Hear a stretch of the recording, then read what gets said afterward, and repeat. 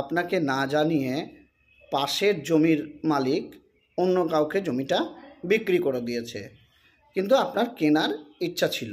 পরবর্তী সময়ে যখন আপনি জানতে পারলেন তখন অনেকটা দেরি হয়ে গেছে।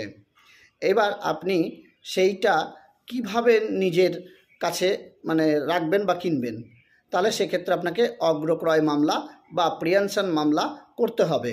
কিন্তু মনে রাখবেন যে এই সম্পত্তি কেনার ক্ষেত্রে আপনার 2 বছরের সময় থাকে। 2 বছর অর্থাৎ জমি বিক্রি হয়ে যাওয়ার পর 2 বছর সময় পাবেন। এইবার দেখা গেল এই 2 বছরের মধ্যে কেউ ওই জায়গায় বাড়ি করে ফেললো, তাহলে কি হবে? তাহলে দেখুন, বাড়ি যদি সে করে ফেলে, 2তলা বাড়ি বা 3তলা বাড়ি যাই করুক না কেন ওই জায়গার উপরে, আর আপনি যদি আপনার কেনার ইচ্ছা থাকে তাহলে প্রিয়েনশন মামলা করতে হবে আপনাকে। প্রিয়েনশন মামলা করলেন বা অগ্রক্রয়ের মামলা করলেন। মামলা করার পর যদি আপনি জিতেন, অর্থাৎ আপনি যদি জয়লাভ করেন, তাহলে কিন্তু আপনাকে ওই 2তলা বাড়ি বা 3তলা বাড়ি যেটা করেছে তার যত টাকা খরচ হয়েছে খরচ সহ জমিটা আপনাকে নিতে হবে। বা যদি আরও কোনো কনস্ট্রাকশন করে থাকে ওই পার্টি, তাহলে তাকে কিন্তু ওই পুরো টাকা শোধ করে তবে কিন্তু আপনাকে কিনতে হবে। শুধু জমির দাম দিলে হবে না, কারণ ওখানে যা যা কনস্ট্রাকশন হয়েছে প্রত্যেকটার দাম দিতে হবে আপনাকে, বা প্রত্যেকটার খরচ দিতে হবে, তবেই কিন্তু আপনি ওই জন্য জমিটা পাবেন বা অগ্রক্রয় মামলা করবেন।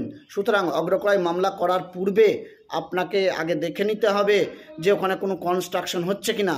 আর যখনই মামলাটা রুজু করবেন তখনই কিন্তু কোর্টকে আগে প্রেয়ার করবেন যাতে ওখানে কোনো কনস্ট্রাকশন না হয়। যতদিন এই রায় না হচ্ছে বা এই মামলা যতদিন বিচারাধীন থাকছে ততদিন যেন কোনো কনস্ট্রাকশন বা কোনো ঘর বাড়ি ওই জায়গার উপর যেন না হয়। আর যদি হয় তাহলে কিন্তু খুবই মুশকিল হয়ে যাবে। সেক্ষেত্রে আপনাকে পুরো টাকাটা পরিশোধ করতে হবে।